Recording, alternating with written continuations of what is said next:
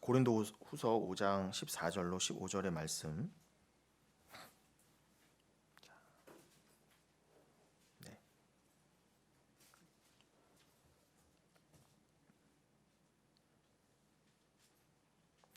그럼 우리 고린도후서 5장 14절로 15절 말씀을 합독하시겠습니다. 그리스도의 사랑이 우리를 강권하시는도다. 우리가 생각하건대 한 사람이 모든 사람을 대신하여 죽었은즉 모든 사람이 죽은 것이라. 그가 모든 사람을 대신하여 죽으심은 살아있는 자들로 하여금 다시는 그들 자신을 위하여 살지 않고 오직 그들을 대신하여 죽었다가 다시 살아나신 이를 위하여 살게 하려 함이라. 아멘. 예. 우리가 지난주에 오늘 본문은 이제 고린도후서 5장인데요. 지난주는 이제 고린도전서 15장 20절로 22절이었죠. 다 연결되는 말씀입니다. 성경은 모든 말씀이 다 연결되는 게 맞지만 즉 고구마를 한 개를 캐면은 연이어서 나오는 그런 뿌리식물처럼 성경은 다 창세기부터 계시록까지 연결되어 있습니다. 그래서 어떤 한 말씀을 끄집어내도 다 연결되게 돼 있어요. 그래서 우리가 성경을 무조건 읽어야 된다. 한 번이라도 읽어야 뭐 하나님 앞에 설 면목이 있다. 뭐 읽어서 몇 번 몇 독해서 천국 가는 것이다. 이런 식의 가르침은 절대 잘못된 것입니다. 물론 말씀은 많이 읽으셔야죠. 읽을수록 좋습니다. 그러나 내가 읽어서 내가 읽는다가 아닙니다. 전에도 말씀드린 것처럼 말씀이 여러분을 읽어내야 돼요. 때문에 단순히 책을 읽듯이 성경을 읽는 행위는 우리에게 전혀 중요하지 않습니다. 그래서 성경을 한 번도 못 읽고 죽은 사람들은 어떻게 하라는 거예요, 여러분?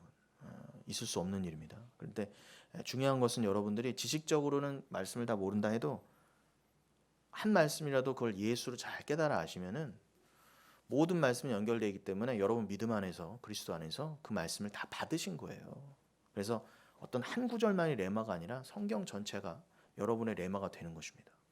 여러분 예수를 부분적으로 알 수 없어요. 그 예수를 온전히 알라고 우리에게 66권을 주신 것입니다. 그래서 우리가 여러분이 성경을 온전히 그렇게 통으로 알면, 통전적으로 알면 여러분들은 예수를 온전히 아는 것입니다.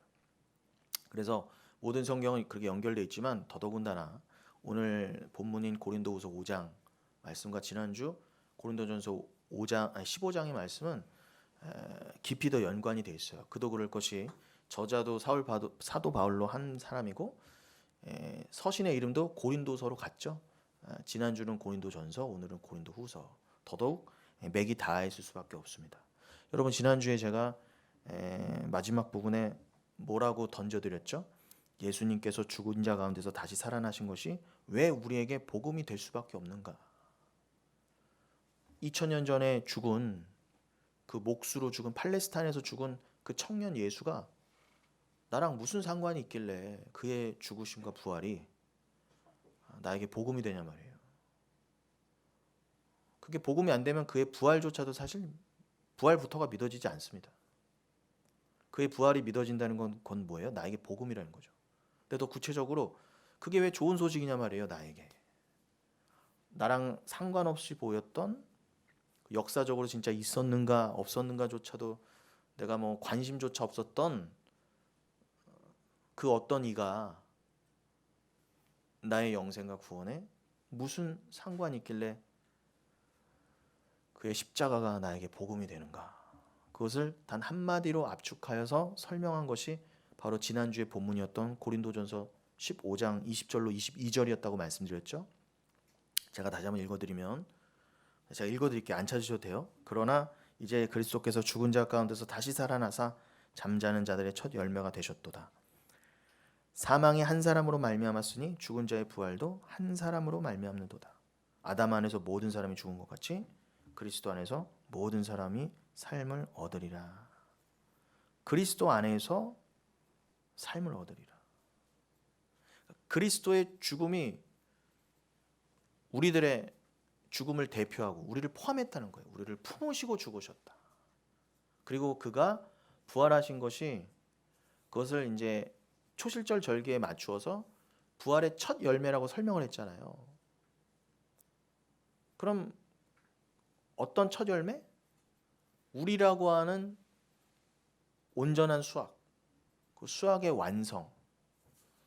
다 믿는 자들도 주 안에서 하나님 앞에서 이렇게 살아나게 하게 하시려고 예수님께서 먼저 온전한 의인이 되셔서 의로운 죽음으로 또 의로운 부활로 먼저 하나님 앞에 첫 열매로 드려졌다 해요.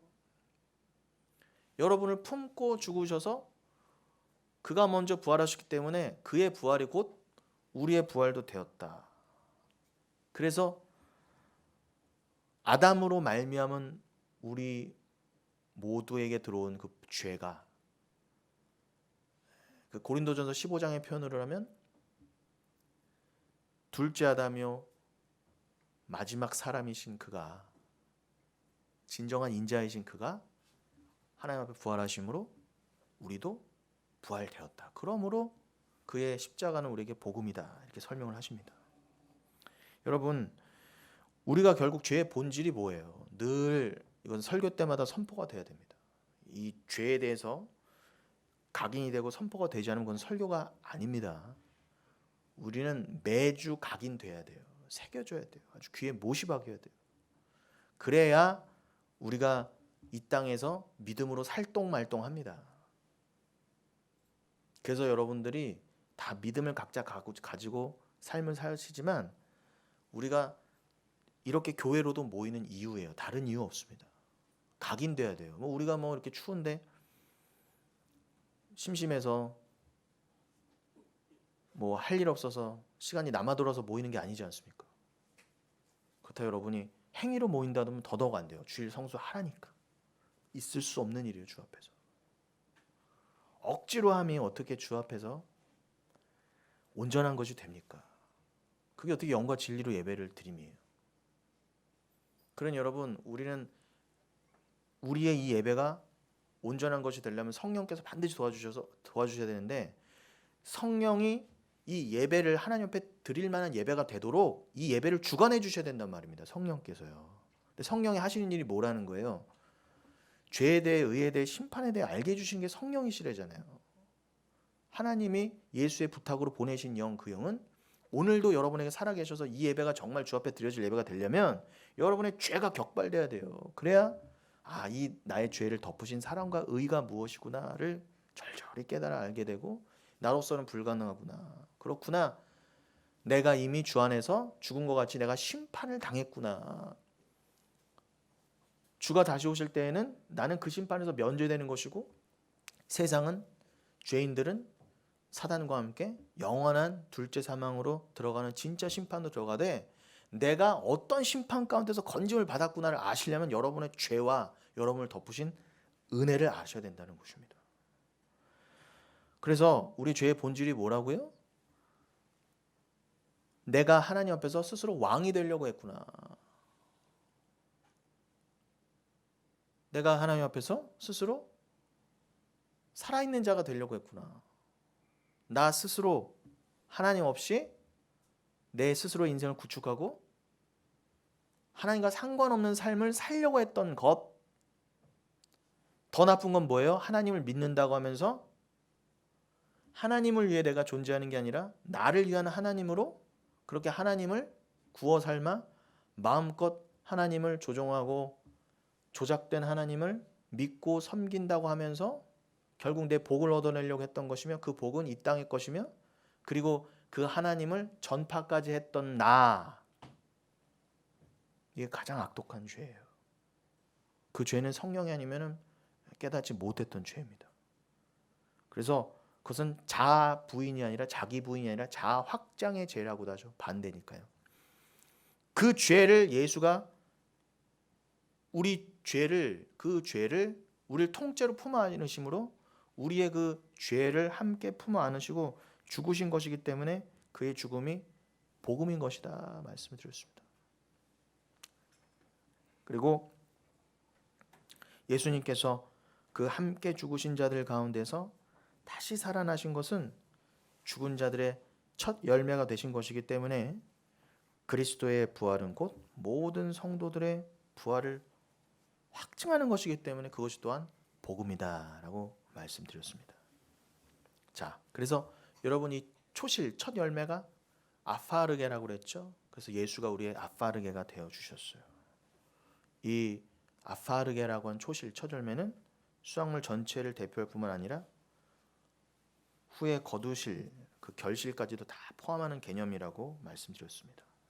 그래서 예수 그리스도의 부활은 첫 열매로서의 그 부활은 그리스도 안에서 죽은 자들에게 장차 도래할 부활의 전조요 근거라는 것입니다.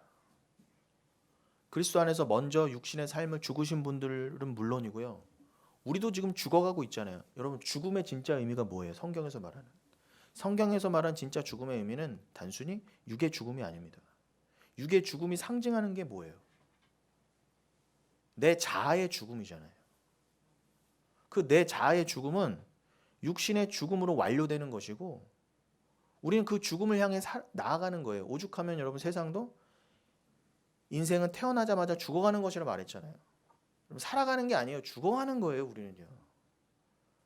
근데 아무도 그 죽음의 의미를 모르고 그냥 아우 부들부들 떨면서 안 죽으려고 그냥 내 힘으로 이 땅에서 천수를 누리면서 그렇게 살아보겠다고 그냥 허무한 짓을 하다가 죽는 게 허무한 인생이라는 거예요. 대부분 다 그렇게 죽는다는 거예요. 복음을 안 자는 우린 죽을 수밖에 없구나. 아니요, 죽어야 되는구나. 그것도 주 안에서. 주 안에서 내가 그저 장례식 치르고 육의 죽음을 맞이한다는 정도가 아니라 난 이미 여러분 천국은 죽어서 가는 거라면서요. 말 그대로 여러분 저 천국에서 내가 죽어야 돼요. 내 자아가 있으면 안 돼요.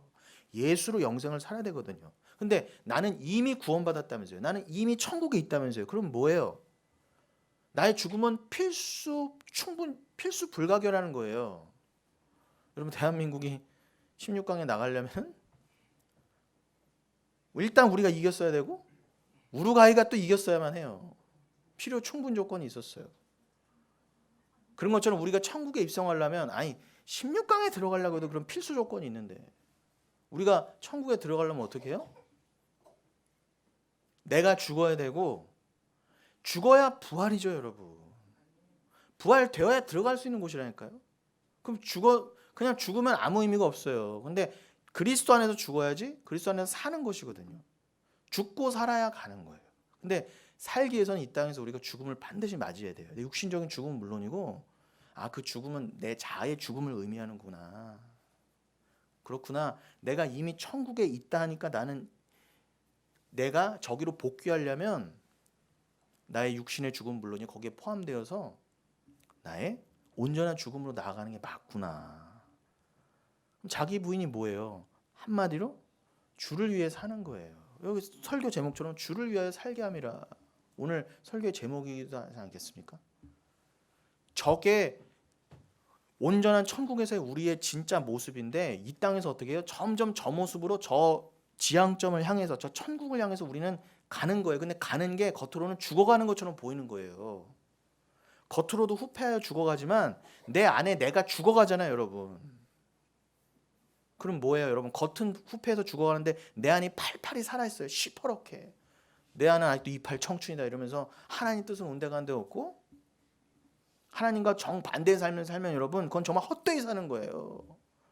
여러분 그렇게 겉은 죽어가는데 속이 하나도 안 죽은 사람은 정말 절망입니다. 어떡하려고 그래요? 오늘 곧 내 천수가 다해서 죽으면 시퍼렇게 살아있는 나로 하나도 자기 부인이 안 된 나로 하나님 앞에 가면은 절대 절망 절대 지옥인데 가장 긴박한 것입니다, 여러분. 그런데 여러분 죽음이 꼭 나이 드신 분들한테는 찾아와요? 젊은 사람도 먼저 오는 게 겉에 죽음이잖아요. 그러니 우리는 다 긴박한 거예요. 이렇게 긴박한 상황에서 우리가 무슨 말을 나눠야 되겠습니까? 이렇게 추운 날 교회로까지 모여서. 여러분 정신 차리세요. 흔들어 깨우는 것처럼. 초실절에 어떻게 했다고 한 단을 들어서 하나님 앞에 흔들었다면서요. 요제. 흔들 요자에. 왜요? 깨어나라, 일어나라, 정신 차려라 이 뜻으로 흔들었단 말입니다. 제사장이 북쪽에서 남쪽을 향하여 제단 북쪽에 서서 저 남쪽을 향하여 흔들었어요.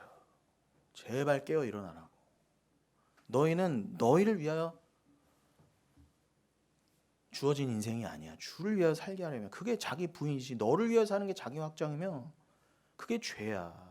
그걸 죄로 깨닫고 회개하려면 성령이 필요해. 그래서 회개하고 성령을 받아라입니다. 그래서 그렇구나. 나를 위해서 사는 게 인생이 아니라 주를 위해 사는 게 인생이고, 이 인생은 그걸 배우라고 주신 것이고, 내가 온전히 주를 위하여 사는 것은 저 영생 가운데구나. 이 땅에서는 내가 온전한 그 삶을 살 수 없으니 어떻게 해요? 빨리 나를 죽여주소서. 내 안에 나를 죽여주소서. 그리고 어떻게 해요? 겉에 사람이 언제 죽어도 난 이제 상관없어. 사망이 나를 어떻게 할 수 없어요. 오늘 죽어도 할렐루야, 내일 죽어도 할렐루야가 되는 거예요. 이제는요. 심지어 어떻게 해요? 죽음이 어떤 때는 이제는 반갑기도 어떻게 이제 친근한 게 돼버리는 거예요. 사망이요. 여러분 그게 가당키나 해요? 세상은 어떻게 해요? 안 죽으려고 난리잖아요. 그러면서 어떻게 속은 날마다 시퍼래지잖아요. 근데 우린 뭐예요? 그 나의 겉사람이 죽음과 함께 내가 죽어야 내 안에 보배이신 예수가 사는 것 아닙니까? 여러분 안에 심겨진 씨가 그리스도로 열매를 맺어야 돼요. 여러분 안에 심겨진 성령이라는 믿음이라는 씨가 반드시 예수로 열매를 맺어야 돼요. 아니면 이미 맺었다입니다. 근데 이 땅에서 어떻게 해요? 맺어져 가는 거예요. 맺어져 가는 것처럼 보일 뿐이지 이미 맺어졌다입니다. 그럼 이미 맺어진 분들이라면 저 삶을 향해 가는 게 맞아요. 내가 싫어도 성령이 이끌어 가실 거예요. 걱정하지 마세요. 그게 믿음의 권능이라는 거예요, 여러분. 그러니 이 모든 걸 포함한 게 바로 지난주와 오늘의 본문의 말씀의 핵심이고, 이게 그래서 우리에게 복음이 될 수 있다는 거예요. 예수님의 부활은 진리라고 여러분 믿고 계시죠? 진리니까, 반드시 일어났던 일이니까. 이건 빼박이에요, 애들 말로요. 정말 죽으시고 부활한 게 역사적으로도 증거하잖아요. 세상도 증거하잖아요. 그건 예수는 정말 역사적 인물이었다고요. 근데 그가 왜 죽으셨고 왜 부활하시는가지는 안 믿어요. 몰라요. 심지어는 부활했다고 하는 역사적 사실조차도 부정하잖아요, 세상은요. 그러니 세상은 완벽한 죄면 실패라는 것입니다. 그러나 여러분은 어떻게 보지 않고도 믿으시냐는 거예요. 어떻게 가능하게 되셨어요? 여러분 안에 성령이라는 믿음이 가능케 하셨잖아요. 이게 가장 소중하다는 거예요. 여러분이 그 믿음으로 말미암아 예수님의 부활이 이제 믿어졌어요. 그러면 어떻게 해요? 그 예수의 부활이 여러분의 진짜 부활의 근거이자 증거가 될 수 있단 말입니다. 역사적인 사실로는 믿어지지도 않고 그걸로는 여러분 불가능해요. 그 역사적 사실은 빼박인 증거인 것처럼 하나님이 들이대시면 어떡할 거야? 야, 역사적으로 다 분명히 죽었다 살아냈는데 너는 그것조차도 몰랐지? 안 믿었네?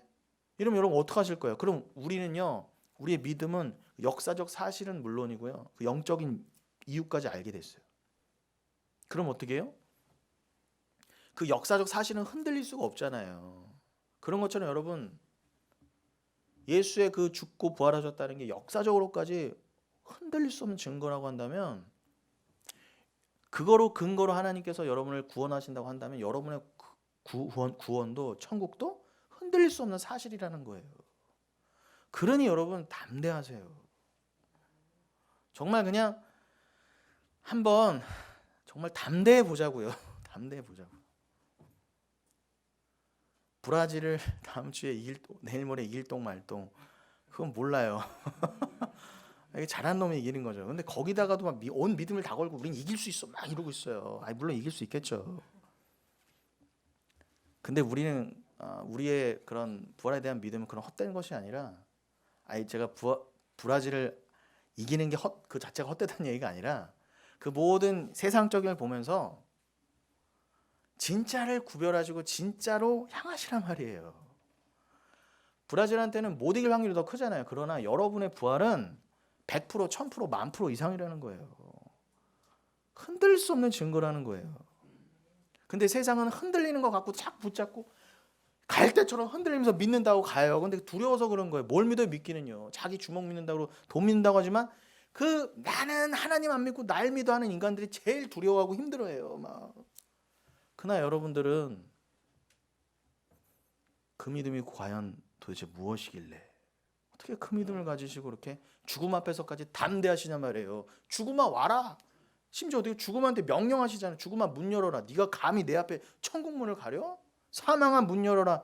너의 공격하는 것이 어디 있어? 너 쏘는 것이 어디 있어? 감히 사망이 브라질 이거 이 정도가 아니라니까. 이 사망 이게 이러면서 나아가신 여러분의 담대함은 도대체 어디서 기인하셔야 되냐는 거예요. 말씀에서. 그러니 그 말씀 우리의 영생의 양식이 안 될 수가 없습니다. 자, 그래서 여러분 우리는 교회로 구원받았어요. 이 부활의 사건이 개인적인 사건임을 넘어 공동체적인 사건이기 때문에 또한 그렇습니다. 우리에게 있어 공동체로서 이 부활은 보편적인 사건이라는 뜻이기도 해서 그렇습니다. 우리는 개인이자 공동체예요. 구원은 개인적인 것이자 공동체적인 것입니다. 여러분 이건 참 비밀이 커요. 우리는 여러분 각자가 그리스도의 신부지만 또 함께 그리스도의 신부인 거예요. 그럼 여러분 세상도 공동체 집단 말합니다. 지금도요 이단들도 오늘 집단으로 공동체로 모여 있어요. 그럼 정치 집단도 공동체예요. 그럼 여러분 그들의 공동체와 우리의 공동체가 다른 게 뭐예요?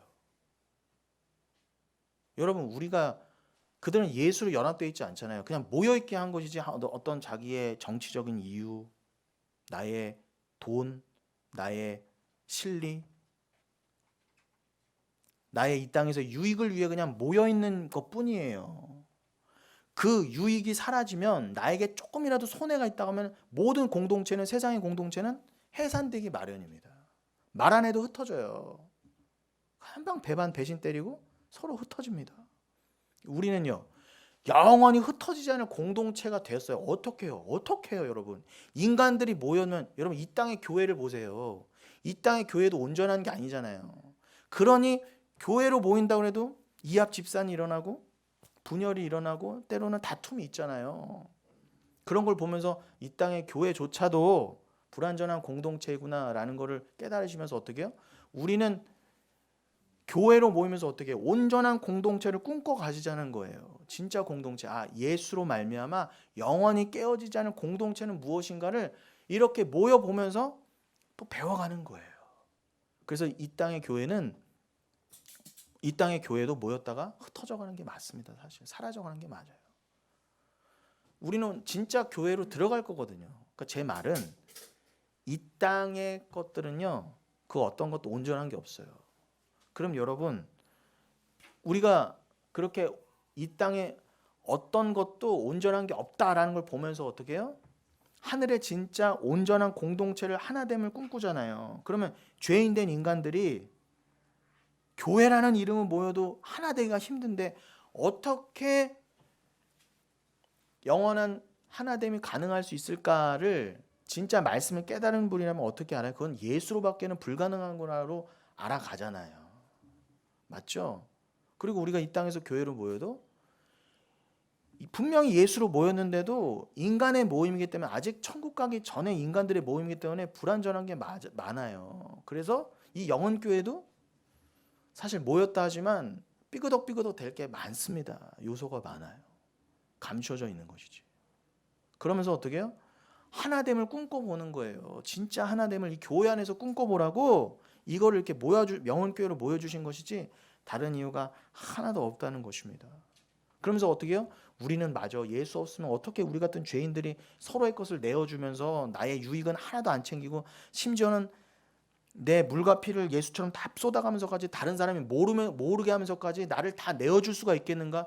그래야만 온전한 하나됨이 되는데 여러분 그 가당키나 하세요? 여러분들이 여러분의 것을 정말 생명까지 내어주면서 남을 사랑해서 포용해줘서 이 공동체를 이루어 가실 자신이 있으시냐 말이에요. 불가능하잖아요.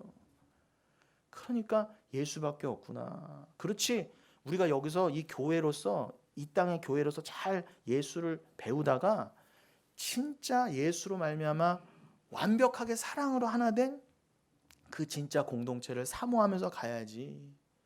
그게 또한 자기 부인의 그 일이지 그렇게 배워가시라는 것입니다. 그러니 여러분 저도 공동체에 있다 나왔잖아요. 제가 변명을 하려거나 저의 어떤 행위를 의롭다 증거하려는 것이 아니라 가만 생각해 보세요, 여러분. 이 땅에 교회가 많이 있습니다. 근데 100% 온전한 교회는 없을 뿐더러 수많은 교회가 십자가를 걸고 교회라는 이름은 있지만 예수가 없는, 즉 성령 충만, 성령하지만 결국은 죄에 대한 격발과 죄에 대한 증거와 예수에 대한 온전한 은혜의 증거 없이 그저 행위로 강조하는 기복주의로 가는 수많은 교회들이 있어요. 그럼 그 교회가 겉으로는 교회다 하지만 진짜 주 안에서의 공동체가 맞아요, 틀려요? 겉으로는 공동체처럼 보여요. 그러나 여러분, 진짜 진리를 알고 은혜를 안 자면요, 그 공동체 안에서 굉장한 고난과 힘듦이 오게 마련이에요. 그냥 거기 있는 것 자체가 고난이에요. 그들이 막 실제로 때리고 막 그러지 않는다 해도 그 안에 견디는 것 자체가 고난이 돼버린다니까요. 만약에 제가 여러분 이전의 공동체에서 그냥 악으로 깡으로 버틴다고 해보세요. 저에게 유익이 없을 뿐더러 정신병 걸렸겠죠. 게다가 뭐예요? 나 안에 예수가 없으면 내가 이전의 공동체에서 그냥 내 이름을 높이고 나를 위한 삶, 겉으로는 목사다 뭐 주의 종이다 하면서도 그저 내 한 목숨 안일하게 내 일신을 그저 일신의 안위를 위해서 그냥 거기에 쉬운 말로 붙어 있어서 그냥 거기서 잘 견디면 여러분 그게 믿음으로 견디는 거예요? 아니면 그냥 악으로 깡으로 버티는 거예요? 여러분, 내가 그냥 여기서 억지로라도 견디면 나에게 유익이 있을 거야. 그렇게 해서 견디는 거라면 벼른다고 하는 거예요. 그거는 고난을 견디는 게 아니라니까요. 내가 주인이 돼서 내 욕심을 위해서 내가 까짓것 버텨보지 뭐. 그럼 버틸 수 있어요, 진짜 여러분. 나에게 조금만 더 버티면 뭐가 생길 거야. 내가 조금만 버티면 하나님이 이런 복을 주신대 하고 버틸 수 있으면요, 억지로라도 버틴다니까 여러분. 못 버틸 거 없어요. 거기서 뭐 저한테 칼을 들이야 됩니까? 뭐 월급도 따박따박 주죠. 버틸 수 있다니까요. 그러나 여러분, 믿음을 가지면요, 그게 다가 아니구나 알면요, 차라리 그런 거 없어도 여러분 악으로 깡으로 못 버티게 되는 그 한계가 오면 악으로 깡으로는 안 되는 게 온다니까. 인간의 힘으로는 도저히 못 버티는요. 저는요 그거를요 늘 저를 돌아보면서 야, 내가 너무 의지박약한 것이 아닌가. 이렇게 IMF보다 힘든 경기가 어려울 때 내가 이렇게 월급 따박따박 잘 나오는데 이거 내가 미친 짓 하는 건 아닌가. 남들은 이런 자리 없어서 그러는데 그냥 내가 좋다고 그냥 버티고 그냥 하고 참으면 되는 거 아닌가 라고 하는 그런 제 안에서의 그런 타협하고 싶은 마음과 주변에서의 많은 말도 있어요. 뭐 그렇게 그게 어렵냐. 아니, 너만 잘나냐. 뭐 그렇게 다 여기도 교회고 다 교회인데 그냥 있으면 그것도 신앙생활인 거지. 그냥 해딱해딱 자리를 벗어나는 게 하나님 뜻이겠느냐. 뭐 인내하라는 이름으로 그죠. 버티라는 이름으로 잘 이렇게 하면은 그럴싸해요. 맞아요. 그것도 일견 맞는 말이긴 하죠. 근데 하다 제가 하나 깨달았어요.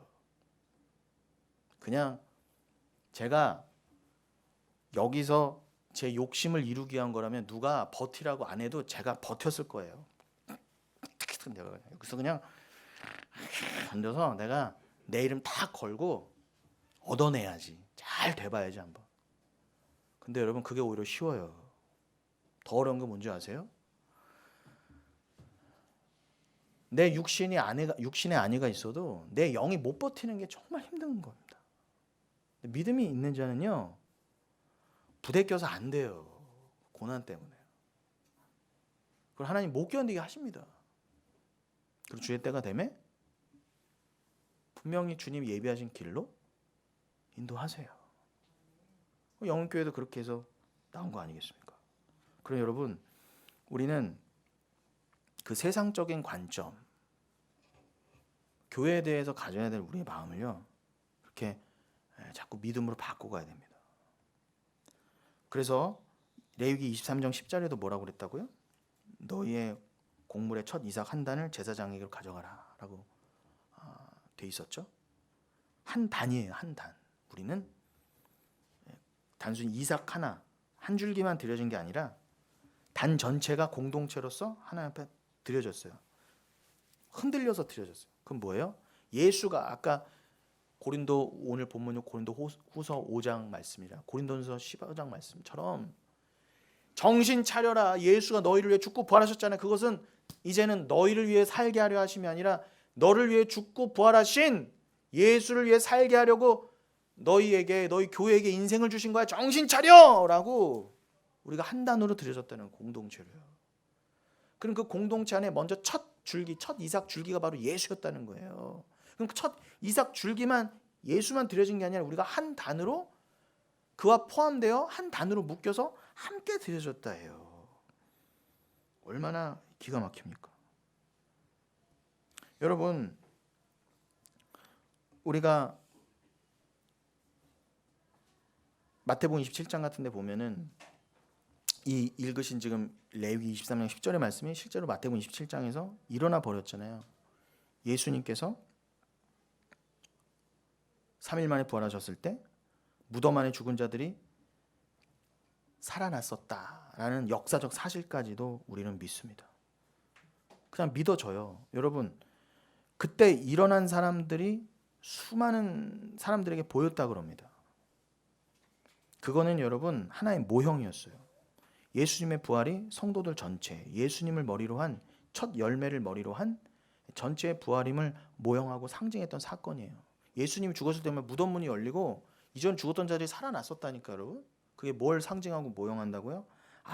이 레위기 23장 10절의 말씀이 부분적으로는 예수의 그 육신적인 죽으심과 부활 때에 부분적으로 성취됐고 온전한 성취도 있을 것이다. 그래, 우리도 그렇게 될 거야. 저 레위기 23장 10절의 말씀이 우리에게도 일어날 거라는 믿음을 더해 주시려고 실제로 예수님이 죽고 부활하셨던 그때도 2000년 전에도 실제로 무덤 문이 열리고 사람들이 돌아다녔었다니까 여러분. 믿어지세요? 전 믿어져요.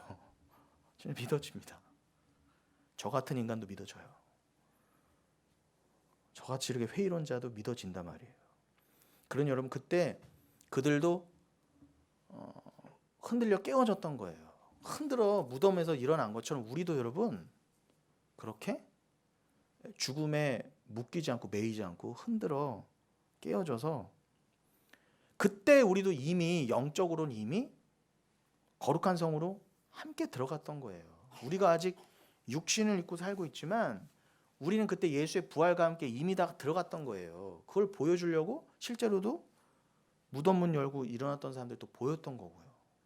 그걸 우리에게 더 상징적으로 알려주시려고. 믿음으로 예수 연합된 우리는 성도라는 하나의 운명 공동체로서 함께 구원으로 들어간 것입니다. 그래서 히브리서에서는 예수님께서 구원하심으로 말미암아 성소의 휘장이 찢어지고 우리가 어디로 들어갈 수 있게 됐다고 그래요? 거룩한 성전, 하늘의 지성소로 들어갈 수 있게 됐다 그럽니다. 여러분 계시록 15장 5절에 하늘의 증거 장막의 성전이 열렸다 그렇게 되어 있습니다. 이건 제가 자막으로 안 남겨드린 건데 계시록 15장 5절에 하늘의 증거 장막의 성전이 열렸다 그래요. 여러분 다시 한번요. 예수님께서 죽고 부활하심으로 히브리서에서는 그걸 뭐라고 표현해요? 그때 성소의 휘장이 찢어졌다 그래요. 성소의 휘장이 찢어졌다. 그럼 지성소로 들어갈 수 있는 문이 열렸다잖아요. 그럼 여러분 이 땅에 지성소가 세워졌던 성전의 지성소가 진짜 지성소가 아니라 이 땅의 것은 뭐예요? 하늘의 진짜 지성소. 그러니까 하늘에 진짜 성전이 있는 거예요. 그 하늘의 성전, 그 성전의 안에도 진짜 지성소가 있겠죠. 근데 예수가 십자가에서 그 하늘의 진짜 지성소의 문을 활짝 열었다는 거예요. 휘장을 찢어 놓았다. 그래서 그게 계시록 15장 5절로 연결되면은 증거 장막 성전까지 증거의 장막 성전이 열렸다 그래요. 여러분, 그 신천지는 정말 그들의 정식 명칭이 뭐예요? 이거예요. 예수교 증거 장막 성전이에요. 좋은 거 다 갖다 썼어 아주. 그래서 좋은 건 다 훼손시켜요, 이단들이요. 지난 부활절 때도 어떻게 해요? 신천지가 대구에서 무슨 스타디움에서 한 10만이 모였다 그래요. 113기 수료식을 거행했다고 합니다. 이제 뭐 추수꾼들 뭐 그런 수료식이 있었나 봐요. 매년 했었는데 작년하고 재작년에 코로나 때문에 비대면으로 하다가 올해 코로나 이후로 처음으로 113기를 수료식을 했대요. 대구에서 그것도 여러분. 일부러 대구에서 한 것 같아 걔네들이. 대구에서 난리 났었잖아요. 코로나 그 초창기에. 그거를 뭐 자기네들이 극복했다는 것을 뭐 드러내려고 하는지 10만 명이 대구에 모였답니다. 제가 본관이 대구 고령 쪽인데 아무튼 그 사람들을요 추수감사절에 그렇게 감사를 했어요. 우리가 10만 명 모였다. 여러분 자기들이 하나님께 그런 식으로 걔네들도 감사를 했단 말입니다. 그러니까 우리는요 정말 제대로 추수감사절 하나를 지켜도 잘 지켜야 돼요. 아니면 그냥 행위로 나아가면요 신천지보다도 못한 거예요. 여러분 10만 명 모일 수 있어요? 추수감사절에요? 쟤네들은 아득바득하고 모였어요. 코로나하고 뭐고요. 그러면서도 자기네들 모였다고 감사하다고 그랬단 말입니다. 어떻게 경쟁이 돼요 그들과요. 추수감사절은 그렇게 지키는 것이 아닙니다. 아무튼 이 증거장막의 성전, 여러분 증거장막이라는 것은 스케네스, 말 그대로 천막이라는 뜻이고요. 그 안에 증거장막 그 천막 안에 성전이 있었다 그래요. 성전이 있다. 그래서 증거장막의 성전인데 여러분 여기서 성전은요 원어가 나우스로 돼 있어요. 나우스. 이 나우스의 원뜻은 지성소입니다. 지성소. 그러니까 증거장막의 성전은 뭐예요? 증거장막 안에 지성소를 말하는 거예요. 그게 계시록 15장에서 다 드러났다입니다. 드러났다. 드러났다는 뭐예요? 누구 때문에 드러났어요? 히브리서에서 말씀한 것처럼 예수님 휘장을 찢었다면서요. 예수님께서 십자가에서 휘장을 찢으셨기 때문에 그게 보이게 된 거예요. 여러분 하늘의 비밀이요. 그러니까 십자가는 뭐예요? 하나님을 계시한 사건이 맞습니다. 여러분 우리가 하나님의 비밀을 알아. 그리스도로 말미암아 알아. 그 깨달음으로 믿음으로 천국 가는 거잖아요. 그러니 예수가 없었으면 이게 계속 닫혀 있었단 말입니다. 증거장막 성전이요. 그럼 아무도 못 보는 거예요. 그럼 그 하나님 뜻이 뭐예요? 드러난 하나님의 뜻이요. 그게 또 십자가라니까요. 내가 오직 십자가로만 너희를 구원할 것이다. 십자가를 믿는 자만이 이 내가 있는 이 하늘 성전으로 올라올 수 있어. 그겁니다, 여러분. 그 비밀이 열렸다 해요. 너희들의 행함이 아니다. 너희들의 자랑이 아니다. 온전한 나의 은혜로만 이것은 가능한 것이다를 보여주신 게 증거장막 성전의 내용이라는 것입니다. 그런데 여러분 우리가 여름에도 나눈 것처럼 계시록 21장 22절에서는 이 진리의 성전이 곧 하나님이자 예수 그리스도라 그래요. 당연하죠. 진리가 곧 그리스도요. 곧 하나님인데 그 눈에 보이질 않지만 분명히 계시는 하나님과 예수가 그 하늘의 성전이시라는 거예요.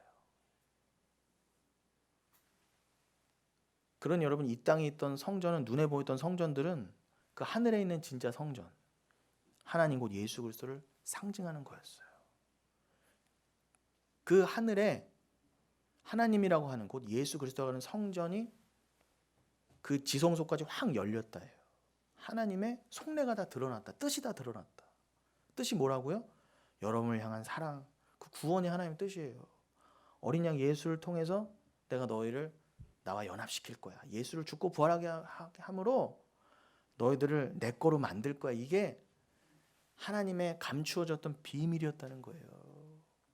이 비밀이 만세전부터 감춰져 있던 것인데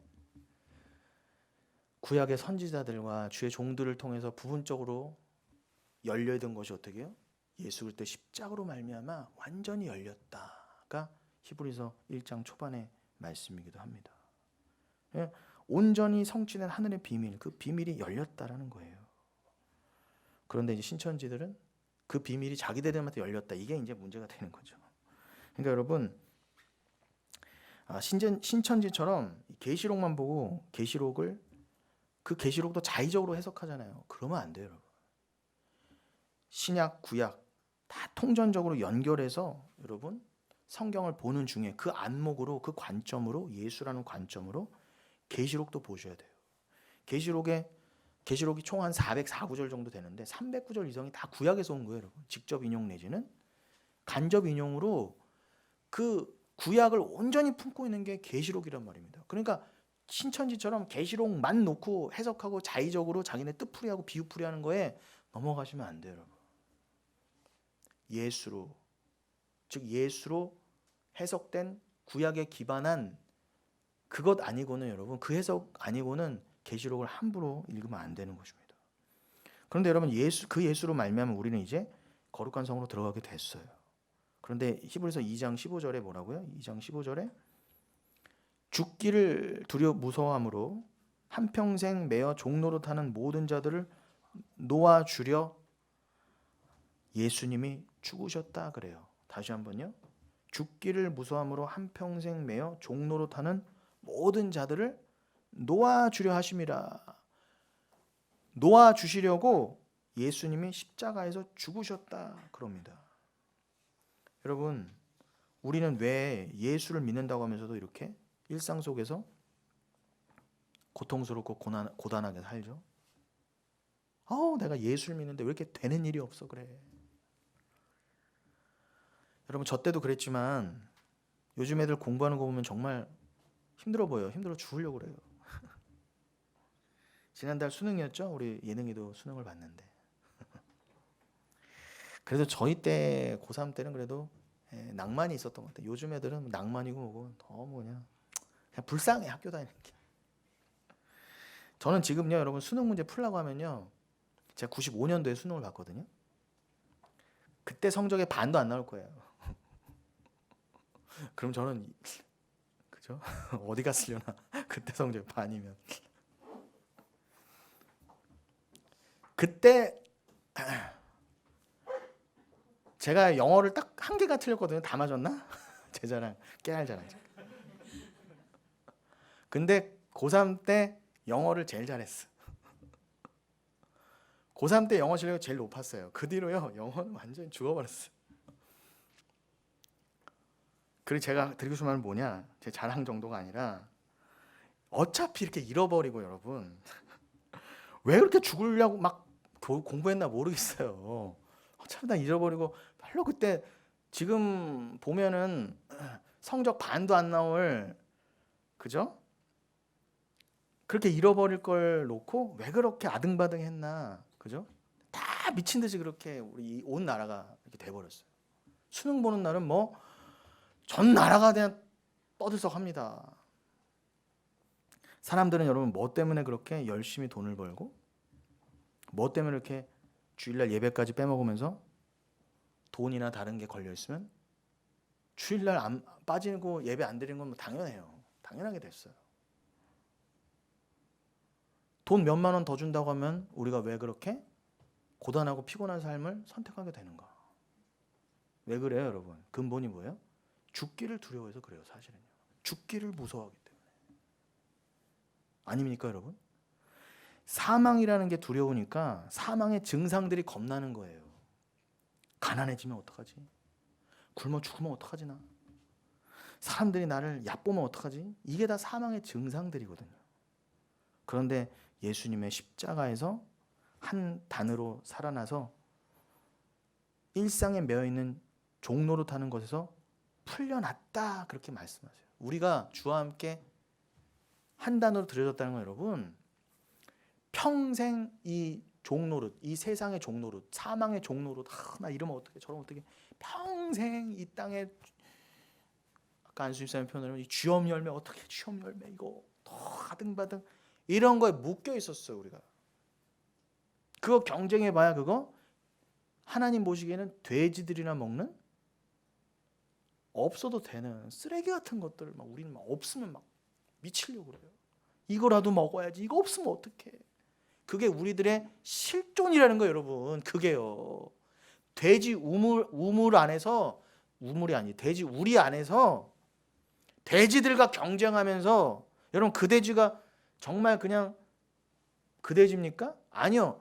여러분 하나님께서는 영이 없는 자는 짐승이라 하셨어요. 그냥 영이 없어서 먹는 것만 밝히는 그 돼지처럼 이 땅의 것만, 영이 없어서 하나님은 온데가면 되고 이 땅의 것만 돼지처럼 막 이렇게 욕심 부리는 우리가 다 돼지였어요, 여러분. 비유로 말씀하시잖아요.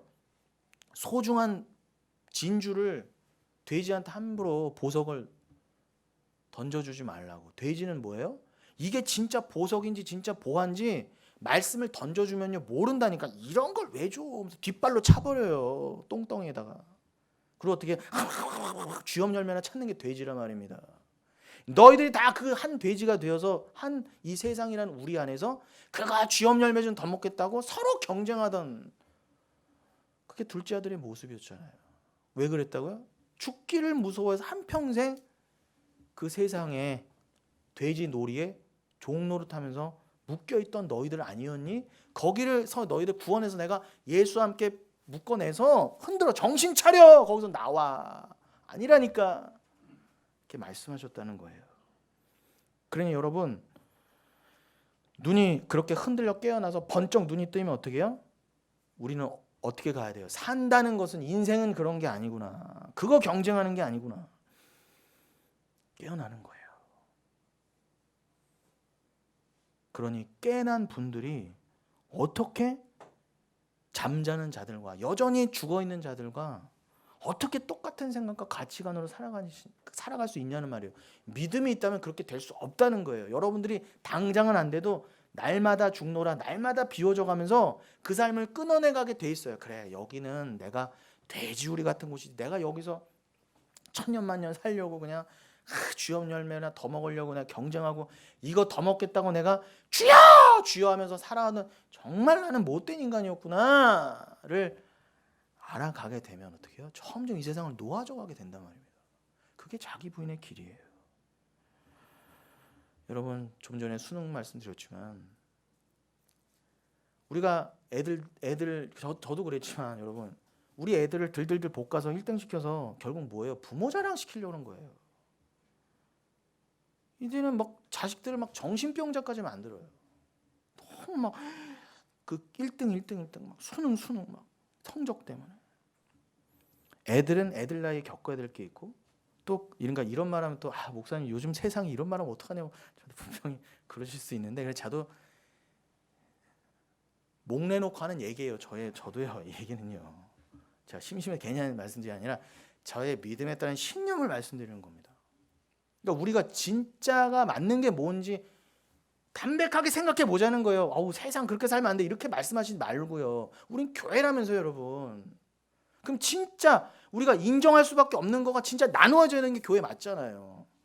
여러분, 애들은 애들 나이에 겪어야 될 게 있고, 또 그들의 그때에 살아야 될 삶이 있는데, 요즘 애들은 하루에 과외 서너 개씩은 해야 되고, 학교 가면 학교에서도 세상과 똑같은 경쟁 속에서 살아요. 그러니까 애들이 미쳐가는 거예요. 그러니 서울대 1등 그 정신병에 대해서 어떻게 해요? 그 정신이 헷가닥하거나 나만을 위해 살고 그냥 공부만 잘하면 장땡이다라고 한 데서 키워진 애들이 어떻게 해요? 다 나중에 변호사, 의사 하는 거예요. 그러니까 이 세상이 미쳐 돌아가는 거예요, 여러분. 그런 사람들이 국회의원 되잖아요. 틀린 말 하는 거 있으면 말씀해 주시기 바랍니다. 그런 사람들이 전문 인력이라고 이 세상을, 이 사회를 주름잡고 있으니까 세상이 어떻게 하면 남을 더 고결하게, 남을 더 고급스럽게 등쳐먹을까 하는데 혈안이 되어 미쳐가고 있어요. 손 도둑놈들이 어떻게 해서든지 내 유익과 고지점령을 위해서 공부도 열심히 하고 죽어라 쥐엄 열매를 위해서 일을 합니다. 그리고 그걸로 다 가치 판단을 해요. 미쳐가도 좋으니까, 남을 짓밟아도 좋으니까 1등 돼서 쥐엄 열매 네가 많이 갖고 있으면 네가 좋은 인간이야, 네가 복 받은 거야. 교회에서조차 그렇게 가르쳐요. 그렇게 되자고 그래요. 맞는 거예요, 여러분? 설령 이 땅에서 쥐열매 좀 없어서 여러분의 자녀가 굶는다 할지라도 여러분에게 진짜 믿음이 있으면 그래 세상과 반대로 가는 게 맞는 거야 라고 가르치는 게 눈물 가운데로 가르치는 게 맞잖아요. 여러분 왜 믿음과 우리의 삶이 따로 가냐는 거예요. 여러분 인생을 산다는 게 무엇입니까? 이 땅에서 그냥 저 꼭대기에 올라가기 위해 사는 것을 여러분 이 땅에서 인생이라 그래요. 근데 아는 여러분 평생 그렇게 꼭대기에 올라가지도 못하지만 올라가면 바로 내려와야 돼요. 오래 있지도 못하고요. 금방 죽는다니까 우리는요. 아닙니다 여러분. 하나님께서 맡기신 역할 속에서 그냥 자신의 분량만큼 잘 살아내시면 돼요. 자기의 인생 기간 동안 진짜 살아내야 될 삶의 시간에 그 세상 것에 집착해서 그것 때문에 진짜 중요한 걸 다 놓치는 게 이 세상의 어리석은 삶이란 겁니다. 여러분은 그런 바보 같은 짓에서 벗어난 분들이에요. 이제 잘려서 묶여서 따로 떨어져 나온 분들이라니까 교회라는 이름을. 여기도 여러분 청년분들이 많이 계신데 앞으로 결혼도 하시고 이미 결혼하신 분들은 뭐 자식도 낳으신다고 한다면 어떻게 해서든지 사회에서 성공해서 부모의 내 자녀가 내 자랑이 되어주면 여러분 그게 자식 잘 키운 겁니까 여러분?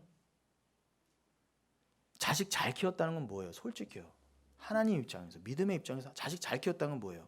서울대 보낸 게 잘 키운 게 아니에요 여러분. 말씀드렸잖아요.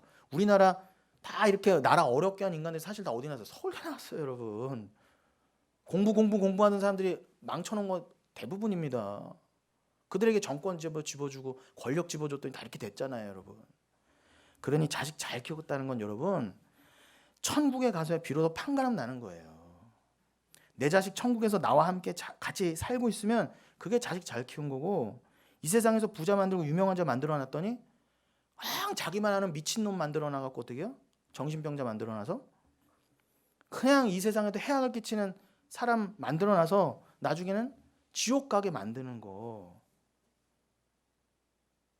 만약에 부모만 천국 가고 애는 지옥 갔으면 영원히 갈라지는 거 아닙니까?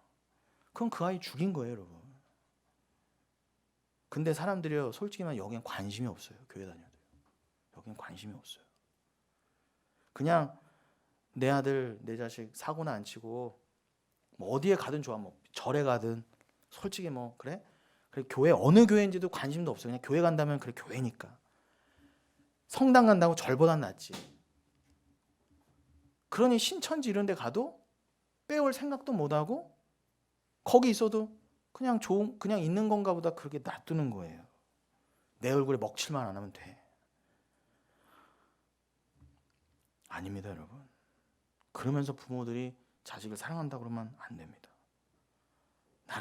너를 위해서 내가 다 희생했어. 아니에요 여러분. 그러나 그 아이의 구원에 대해서는 무관심하면 안 됩니다. 그러니 세상의 사랑이라는 건 다 거짓말이에요. 그게 다 내가 부모 사랑으로 애를 사랑한다고 해도 그 사랑도 여러분 다 나를 위한 것이라면 그것은 거짓이라는 것입니다. 진짜 여러분이 사랑을 하시려면 그 사람의 영원한 생명을 걱정해 주세요. 그게 사랑이에요. 뭐라고 여러분? 그게 자녀가 됐건 누가 됐건 여러분이 진정한 사랑을 생각하신다면 그 상대방의 영원한 생명을 걱정해 주는 게 진짜 사랑입니다. 그 외에는요 다 사기예요. 그냥 서로 속고 속이는 거예요. 사랑인 것이 그냥 착각하는 거예요. 여러분. 내가 사랑해줬잖아. 너 사랑했잖아. 아니 그거 사랑 아니라니까 여러분. 그냥 나를 투영시켜서 나에게 던져준 거예요. 내 욕심을요. 내가 이렇게 못 살았으니까 너라도 이렇게 살아라. 이런 거예요. 여러분은 예수님과 함께 초실절에 흔들려 깨어난 분들입니다. 성도예요. 성도가 맞다면 이제는 세상과는 다른 지향성을 갖고 살아야 된다는 것입니다. 더 이상 세상과 똑같이 나의 유익과 만족, 나의 쾌락, 나의 가치, 나의 영광을 위해서는 살 수가 없는 것입니다. 그래서 결론적으로 말씀을 드리면 그래서 오늘 본문 고린도후서 5장 14절로 15절인 것입니다. 그러므로 이렇게 오늘의 본문으로 연결이 되는 거예요. 그리스도의 사랑이 우리를 강권하시는도다. 여기서 여러분 강권하다. 그래서 슈네코로 되어 있어요. 슈네코. 슈네코는 쉰과 에코의 합성어입니다. 쉰은 강조의 접두어고요. 에코는 쥐다예요. 그러니까 뭐야? 그냥 흐물흐물 쥐는 게 아니라 슈네코는 뭐예요? 쉰 에코. 정신 차려 이러죠. 흔드는 거예요. 근데 뭐가 그렇게 여러분 흔든다고요? 그리스도의 사랑이 정신 차려! 흔든다는 거예요. 그게 진짜 사랑이에요. 정신 차려. 정신 차려. 쥐업 열매 그러지 말고 인생이 무엇인지 바로 보고 세상의 경쟁에서 뛰어나와라. 세상과 함께 죽어가지 마라 하고 그리스도가 여러분을 정말 사랑하시는 그 진정한 사랑으로 이 세상에서 그냥 개똥밭에 굴르게 안 놔둔다는 거예요. 여러분 쳐서라도 좀 고난을 줘서라도 여러분 정신 차리게 한다. 눈물을 흘리게 해서라도 그렇지 내가 주를 바라봐야지. 등 따시고 배부를 땐 몰랐어요. 그냥 내가 잘나고 내가 다 이루는 삶인 줄 알았어요. 내가 잘나서 이렇게 된 줄 알았어요. 내가 기도해서 내가 하나님 구워 살면서 다 얻어낸 줄 알았어요. 내가 잘 믿었으니까 내가 헌신 많이 했으니까 그런 줄 알았다고요. 아닙니다 여러분. 그리스도의 사랑이 그런 죄인들을 흔들어 깨우는 거예요. 만세전에 택한 이는 그렇게 흔들어서 어떻게 하신다고요? 깨닫게 해주신 게 뭐라고요? 우리가 생각하건대 한 사람이 모든 사람을 대신하여 죽었은즉 모든 사람이 죽은 것이라. 이걸 알게 해주시고 우리 죄를 알게 해주시고 너희들은 죽은 자야. 너희들이 살아봐야 짐승이지 돼지랑 다를 게 뭐가 있어? 알게 해주시고 15절 그가 모든 사람을 그 돼지보다도 못했던 우리를 대신하여 죽으심은 살아있는 자들로 하여금 다시는 그들 자신을 위하여 살지 않고 오직 그들을 대신하여 죽었다가 다시 살아나신 이를 위하여 살게 하려 함이라. 여러분 이걸 전하세요. 자식에게든 누구에게든 인생의 목적은 이거야. 여러분 인생의 목적을 아는 게 가장 행복한 인생이에요. 여러분 대부분의 인생이 일로 가면 길인 줄 알고 절로 가면 잘 사는 건 줄 알고 막 달려가요. 근데 한 명만 살아남고 한 놈만 살아남고 다 경쟁에 뒤처지잖아요. 그런데 그 한 놈도 1등에서 가봐야 이게 아니구나라고 깨닫는 게 인생이라지 않습니까? 성경에서요. 근데 왜 다 한 방향으로 몰려가자는 거예요? 왜? 다 죽자고.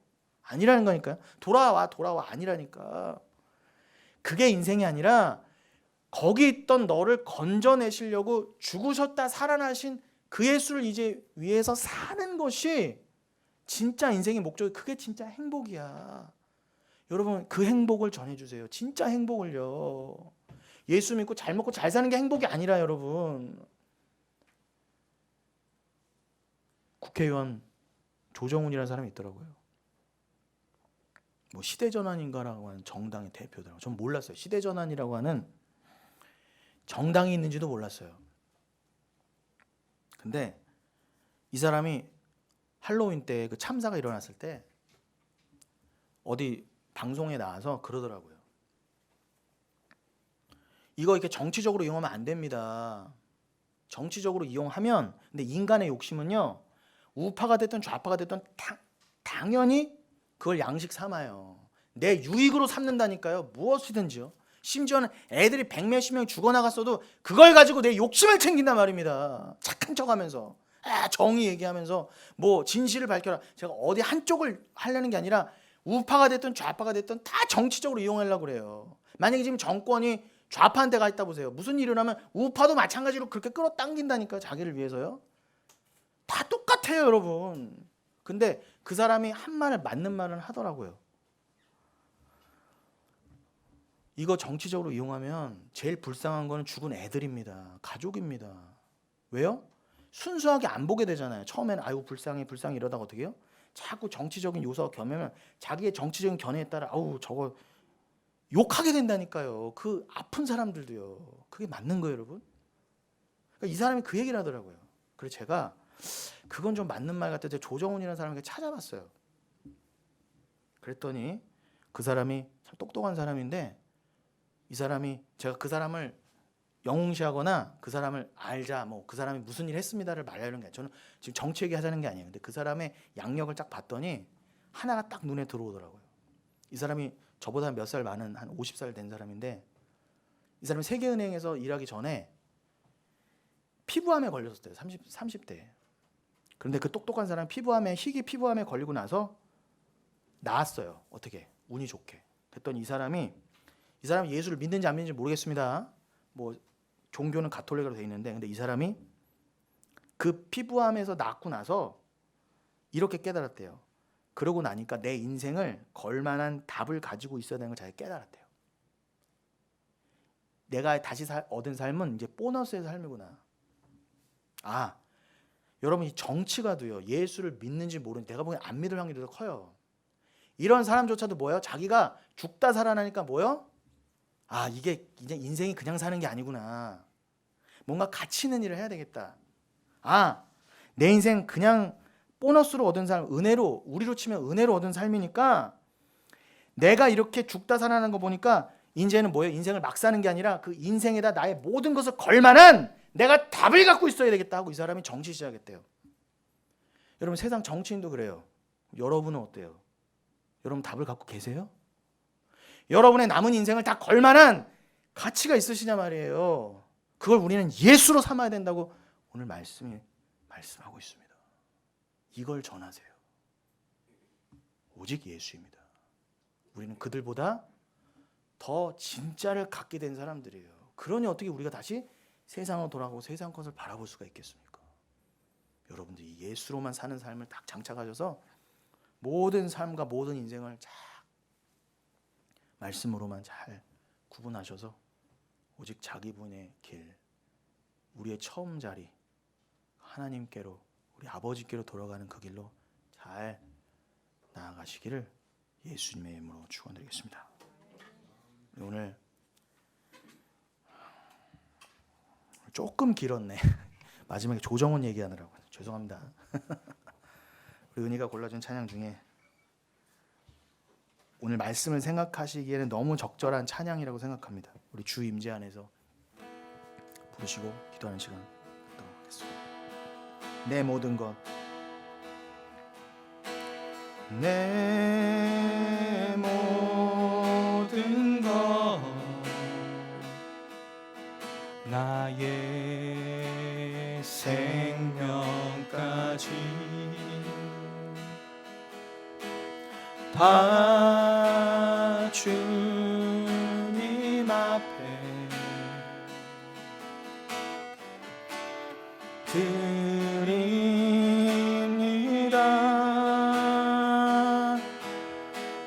주 임재 안에서 이제 내 영혼 자유해. 내가 주의 거룩한 이름을 높이며 예배하리. 어린 양 찬양하리. 어린 양 찬양하리. 내 평생 그 하나로 충분해요. 어린 양 찬양하리.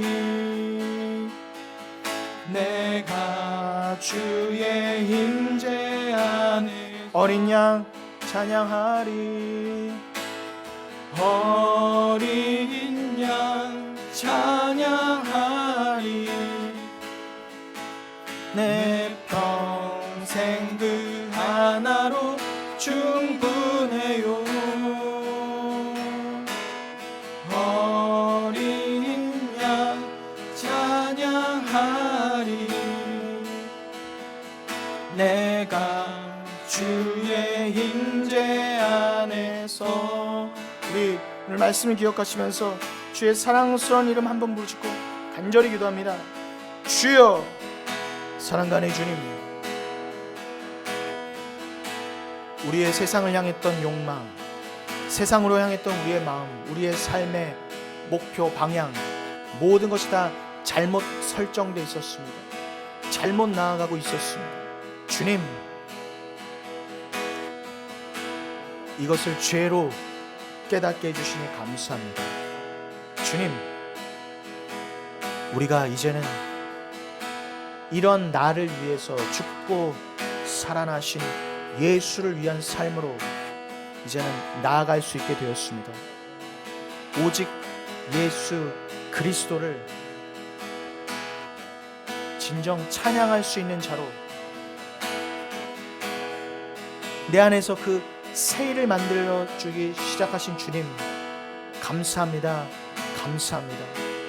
주님, 내 안에 진정한 새일, 내 안에 진정한 새일, 그 구원의 일을 행하신 주님, 홀로 영광 받아 주시옵소서. 오 할렐루야, 할렐루야. 주님은 이 모든 찬송과 영광을 받기에 합당하신 진정하신 구원의 하나님이십니다. 그 하나님을 영원토록 찬양하는 것이 나의 목적이며, 또한 그 하나님을 드러내신 예수 그리스도 그 십자가를 믿고 전하는 삶이 내 인생의 목적임을 깨달아 알게 되었습니다. 주님, 할렐루야, 할렐루야. 우리가 매 순간 부처마다 주를 위한 삶을 사는 삶, 즉 주만을 의지하는 삶으로 나아가게 하여 주옵소서.